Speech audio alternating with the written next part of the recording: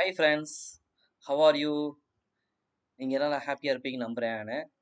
So இன்னைக்கு நம்ம என்ன பார்க்க போகிறோம்னா, இந்த lesson name my grandmother's house.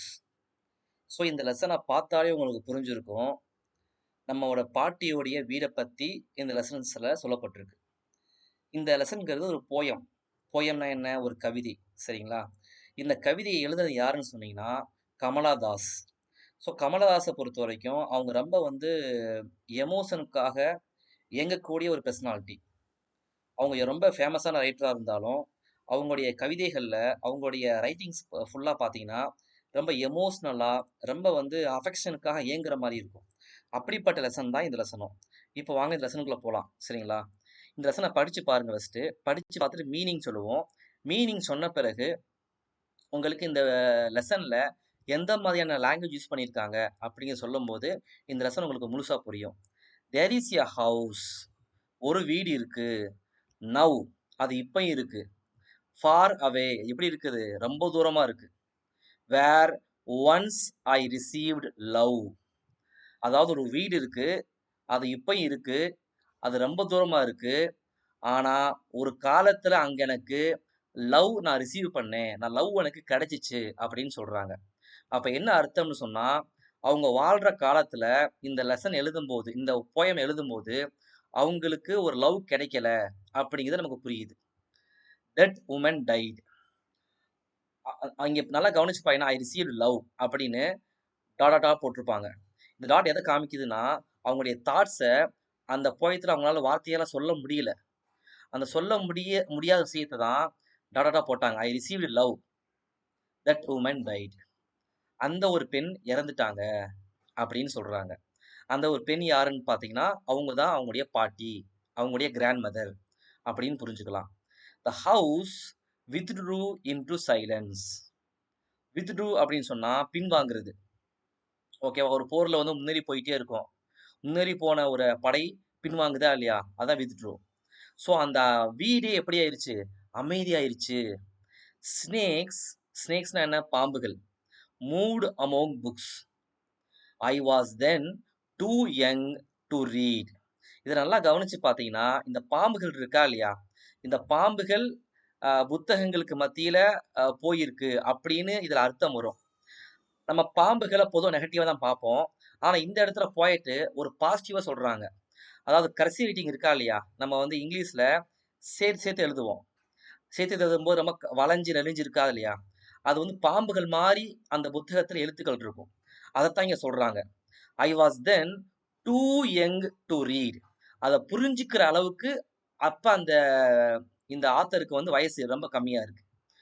And my blood turned cold like the moon. அப்புறம் என்னுடைய இதுக்கப்புறம் என்ன ஆச்சுன்னு சொன்னா, என்னுடைய ரத்தம் மூன் மாதிரி ரொம்ப கோல்ட் ஆயிருச்சு, ரொம்ப குளுமையாயிருச்சு. இந்த இடத்துல நம்ம பாசிட்டிவா எடுத்துக்க கூடாது, நெகட்டிவா எடுத்துக்கணும். ஏன்னு பார்த்தீங்கன்னா, லவ்ங்கிறதுக்கு இங்கிலீஷ்ல I feel very warm by your love அப்படின்னு சொல்லுவாங்க. உங்களுடைய லவ்னால எனக்கு ரொம்ப இதமா இருக்கு அப்படின்னு சொல்லுவாங்க. அதாவது இதமான சூடா இருக்கு அப்படின்னு சொல்லுவாங்க இங்கிலீஷ்ல. இந்த இடத்துல கோல்டுன்னு எதை குடிக்கிறாங்க பார்த்தீங்கன்னா, அவங்க இறந்த பிறகு அவங்களுக்கு அஃபெக்ஷனே கிடைக்காம அவங்க ரத்தம் நிலவு மாறி ரொம்ப குளுமையாயிருச்சு அப்படின்னு சொல்றாங்க. How often I think of going there. நான் ஹவ் ஆஃபன், ஹவ் ஆஃபன் எவ்வளோ அடிக்கடி, I think of going there, நான் அங்கே போகணும்னு நினைக்கிறேன். டு பியர், பியர்னு என்னன்னு சொன்னா டு லுக் வெரி க்ளோஸ்லி. எந்த விஷயத்தை நான் ரொம்ப ஆழமா பார்க்குறோம் அதான் peer. To peer through blind eyes of windows. அதாவது இந்த இடத்துல நல்லா புரிஞ்சுக்கணும். அதாவது இங்க my blood turned cold like the moon. இந்த இடத்துல பார்த்தீங்கன்னா ஒரு கம்பேரிசன் பண்றாங்க இந்த போயட்.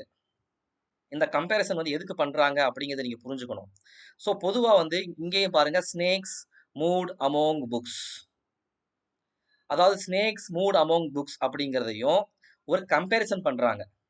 அதாவது அந்த எழுத்துக்களை ஒரு உயிருள்ள பொருளா கம்பேரிசன் பண்றாங்க, சரிங்களா?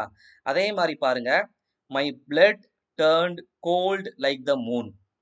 அவங்களுடைய ரத்தத்தை ஒரு மூணோட கம்பேர் பண்றாங்க. ஓகேவா? ஸோ இப்படி கம்பேரிசன் பண்ற விஷயம் வந்து எல்லா லாங்குவேஜ்லயுமே இருக்கும். இது இங்கிலீஷ்லயும் இருக்கும், தமிழ்லயும் இருக்கும், எல்லா லாங்குவேஜ்லயுமே இருக்கும். ஸோ இதே மாதிரி பார்த்தீங்கன்னா, blind eyes of windows. So ஜன்னல்களுக்கு பார்த்தீங்கன்னா கண் இருக்காது. பிளைண்ட்னா என்ன? குருட்டுத்தனம்னு அர்த்தம். ஸோ குருட்டுத்தனமான கண்களை கொண்ட அந்த ஜன்னல்களை நான் உற்று நோப்பதற்காக, நான் நான் ரொம்ப ஆழமா பார்ப்பதற்காக நான் அங்க போகணும்னு ஆசைப்படுறேன் அப்படின்னு சொல்றாங்க. இதுல என்ன விளங்குதுன்னு சொன்னா, அந்த போயட் வந்து அந்த கவிஞர் வந்து ஏதோ கம்பேர் பண்றாங்க.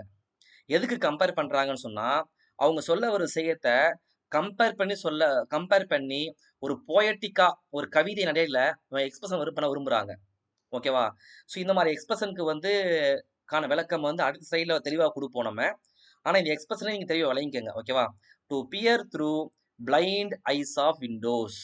அப்ப என்ன என்ன அர்த்தம்னு பார்த்தீங்கன்னா, அந்த வீடு வந்து அந்த வீடுகளுக்கான கண்கள் குருடாக அந்த அந்த ஜன்னல்களுக்கான அந்த கண்கள் குருடாக இருக்கிறது என்ன அர்த்தம்? அந்த அளவுக்கு அந்த வீட்ல யாருமே கிடையாது. ஸோ பார்க்கிறதுக்கு யாருமே இல்ல. அந்த வீடையும் யாரும் பார்க்கல. அந்த அளவுக்கு ரொம்ப பிளைண்ட் ஆயிடுச்சு. அந்த வீடு வந்து தனியாக ஒதுக்கப்பட்டிருக்கு. Or just listen to the frozen air. Air வந்து ஃப்ரீஸ் ஆயிருக்குன்னு என்ன அர்த்தம்? ஏர் வந்து மூவ் ஆயிட்டு தான் இருக்கும். ஃப்ரீஸ் ஆயிருக்குன்னு என்ன அர்த்தம்னு பார்த்தீங்கன்னா, வெளியில உள்ள ஏர் உள்ள வரல. உள்ள ஏர் வெளியில போகல. அப்படிங்கிறது அப்படிலாம் போக வாய்ப்பில்ல. அத வந்து போயம்ல அப்படிதான் சிம்பாலிக்கா சொல்லுவாங்க இந்த விஷயத்த. ஃப்ரோசன் ஏர் அப்படின்னு சொல்றாங்க. R in wild despair. அது என்ன வைல்டு டிஸ்பேர்? வைல்டு டிஸ்பேர்னா ரொம்ப முரட்டுத்தனமான, டிஸ்பேர்னா ஒரு ஹோப்லெஸ் அப்படிங்கிறது அர்த்தம். ஹோப்னா என்ன? நம்பிக்கை. ஹோப்லெஸ்னா என்ன?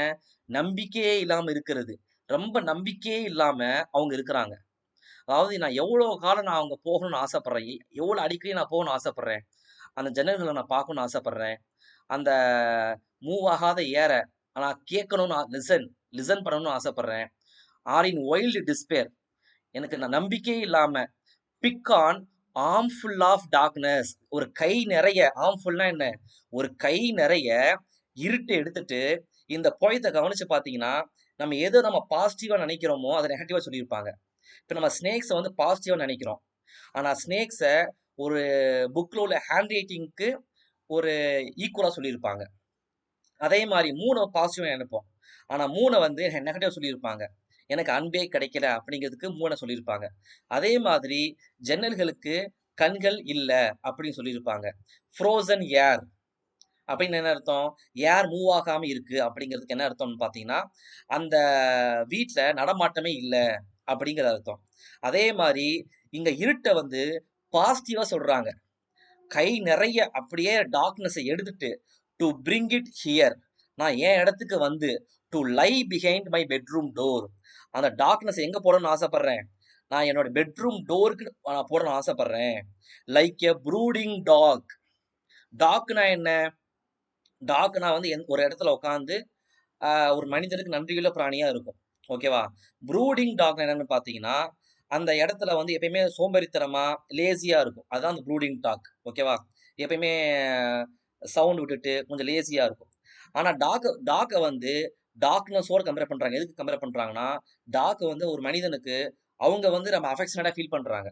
இந்த ப்ரூடிங் டாக்குங்கிறது ரொம்ப வந்து ஒரு டாக் மாரி அந்த ஒரு இருட்டு, அந்த ஒரு இருள் எனக்கு ரொம்ப தேவைப்படுது.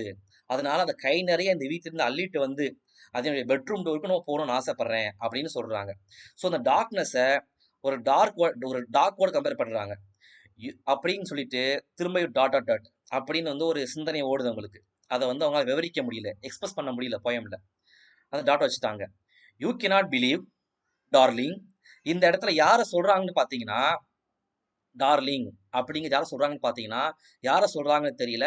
நம்ம எப்படி எடுத்துக்கணும்னு சொன்னா, டார்லிங்ன்னு சொல்றது ஒரு அன்பான வார்த்தை. ஓகேவா? இது வந்து அந்த ரைட்டர் பார்த்தீங்கன்னா, ரீடர்ஸ பார்த்து சொல்றாங்க. நீங்க நம்ப மாட்டீங்க செல்லம் அப்படிங்கிற மாரி சொல்றாங்க. கேன் யூ நீங்க நம்ப முடியுமா? அப்படின்னு கேட்குறாங்க. That I lived in such a house. நான் அப்படி ஒரு வீட்ல வாழ்ந்தேன். And was proud. நான் ரொம்ப பெருமையா இருந்தேன். And loved. அங்க எனக்கு அன்பும் காட்டப்பட்டது. I who have lost my வே.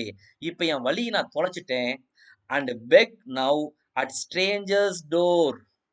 இப்போ நான் என்ன பண்றேன்? பெக் பண்ணிக்கிட்டு இருக்கேன். பெக்னா என்ன? பிச்சை எடுத்துட்டு இருக்கேன். At strangers doors. ஓகேவா? ஸோ ஸ்ட்ரேஞ்சர்ஸ் டோர்ஸ்னா என்ன? ஸ்ட்ரேஞ்சர்ஸ்னா என்ன? ஸ்ட்ரேஞ்சர்ஸ்ன்னு சொன்னா தெரியாதவங்க. தெரியாதவங்க கதவுல போய் நான் பிச்சை எடுத்துட்டு இருக்கேன். To receive love. நான் அன்பை வாங்குறதுக்காக யார்கிட்ட பிச்சை எடுத்துட்டு இருக்கேன்? எல்லார்ட்டையும். அப்ப எந்த அளவுக்கு டெஸ்பரேட்டா இருக்காங்க அப்படிங்கிறத இந்த போயம்ல அவங்க ஆத்தர் சொல்றாங்க. At least in small change. இப்ப நம்ம 5 ரூபா 10 ரூபா ஒரு சேஞ்ச் இருந்தா கொடுப்பா அப்படின்னு சொல்லுவோம்ல, ஒரு 500 ரூபா கொடுத்துட்டு. அந்த மாதிரி ஒரு சின்ன சேஞ்ச், ஒரு ஒரு சின்ன ஒரு 5 ரூபா 10 ரூபா அளவுக்காவது எனக்கு அன்பு வேணுங்கிறதுக்காக நான் வந்து தெரியாதவங்களுடைய வீட்டுல போய் பிச்சை எடுத்துட்டு இருக்கேன் அப்படின்னு சொல்றாங்க. ஸோ இப்போ நம்ம வந்து அண்டர்லைன் பண்ணியிருக்கோம்ல, இந்த அண்டர்லைன் பண்ணியிருக்கிறதோடைய இங்கிலீஷ்ல என்ன அது அர்த்தம் அங்கிறத நம்ம ஃபர்ஸ்ட் பார்ப்போம். நம்ம ஃபர்ஸ்ட் இங்கிலீஷ்ல 3 விதமா வந்து கம்பேரிசன் பண்ணலாம். அதாவது ஒரு நான் ஹியூமன் திங், மனிதர் அல்லாத ஒரு பொருட்களை மனிதர்களோ நம்ம வந்து கம்பேர் பண்ணலாம். இப்ப பாருங்க, the tree invited us to come and play.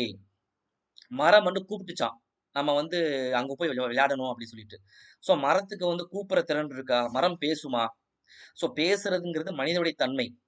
இந்த மனிதனுடைய தன்மைய அல்லது மனிதனை வந்து ஒரு மனிதர் அல்லாத ஒரு ஆப்ஜெக்ட்டுக்கு கொடுக்கறதுக்கு பேர் தான் பெர்சானிஃபிகேஷன் அப்படின்னு நீங்க புரிஞ்சுக்கணும். அடுத்து பாத்தீங்கன்னா சிமிலி. இந்த சிமிலியும் மெட்டாஃபரும் ஏறக்குறைய ஒண்ணுதான். இதுல என்ன வித்தியாசம்னு பாத்தீங்கன்னா, மெட்டாஃபர்னா நம்ம டைரக்டா கம்பேர் பண்ணுவோம். இப்ப பாருங்க, life is a curly slide full of twist and turns. வாழ்க்கையே பாத்தீங்கன்னா நிறைய கர்லி ஸ்லைடா என்னது, நிறைய வந்து ட்விஸ்ட் டர்ன்ஸ் நிறைய இருக்கும். லைஃபே வந்து ஒரு கர்லி ஸ்லைடு தான் அப்படின்னு லைஃபை வந்து டைரக்டா கம்பேர் பண்றோம் கர்லி ஸ்லைடோட. ஆனா இங்க பாருங்க, ஒரு பாலை வந்து கம்பேர் பண்றோம். எப்படி கம்பேர் பண்றோம்?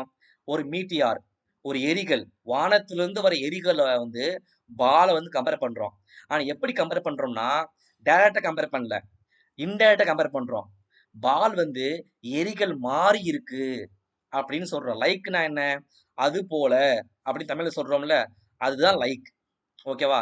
ஸோ இப்ப சிமிலிங்கிறது மெட்டாஃபருங்கிறது ஒரு கம்பேரிசனு. Metaphor direct comparison. சிமிலினா லைக் ஆர் ஆஸ் யூஸ் பண்ணி. Indirect comparison. பெர்சானிஃபிகேஷன்னா ஒரு ஹியூமன் ஆஸ்பெக்டை ஒரு நான் ஹியூமனுக்கு கொடுக்கறதுக்கு பேர் தான் பெர்சானிஃபிகேஷன். இப்ப இப்ப திரும்பியும் உங்க லெசன்ல உள்ள போயமை படிச்சு பாருங்க. படிச்சு பார்த்துட்டு இந்த வீடியோவை பாஸ் பண்ணுங்க. பாஸ் பண்ணி பெர்சானிஃபிகேஷன் எங்கெங்க வந்திருக்கு, சிமிலி எங்கெங்க வந்திருக்கு, மெட்டாஃபர் எங்கெங்க வந்திருக்கு அப்படின்னு நீங்க தாராளமா என்ன பண்ணலாம்? எழுதி பார்க்கலாம். இப்போ பெர்சானிஃபிகேஷன் எங்க வந்திருக்கு சொல்லுங்க பார்ப்போம். Correct, blind eyes of windows. அந்த ஜன்னல்களுக்கு குருட்டுத்தனத்தை கொடுக்கக்கூடிய ஒரு தன்மை தான் பெர்சானிஃபிகேஷன். அதே மாதிரி my blood turned cold like the moon. என்னுடைய ரத்தமே எப்படி ஆயிருச்சு? நிலவு மாதிரி ரொம்ப கூலாயிருச்சு. Listen to the frozen air. இது வந்து மெட்டாஃபர் தான். ஓகேவா? அடுத்து like a brooding dog. Like a brooding டாக்ங்கிறது சிமிலி தான். Snakes moved among books. இது வந்து ஒரு மெட்டாஃபர். ஓகேவா? அந்த ஹேண்ட் ரைட்டிங்கை சொல்றது தான். ஸோ இதோட இந்த லெசன் முடிஞ்சிருச்சு. வேற ஏதாவது சந்தேகங்கள் இருந்தா தாராளமா கேளுங்க. இந்த லெசன்ல உள்ள இன்டெக்ஸ்ட் கொஸ்டின்ஸ் அப்புறம் ஒர்க் ஷீட் இதை முடிச்சிட்டிங்கன்னா அடுத்த லெசன் உங்களுக்கு வரும்.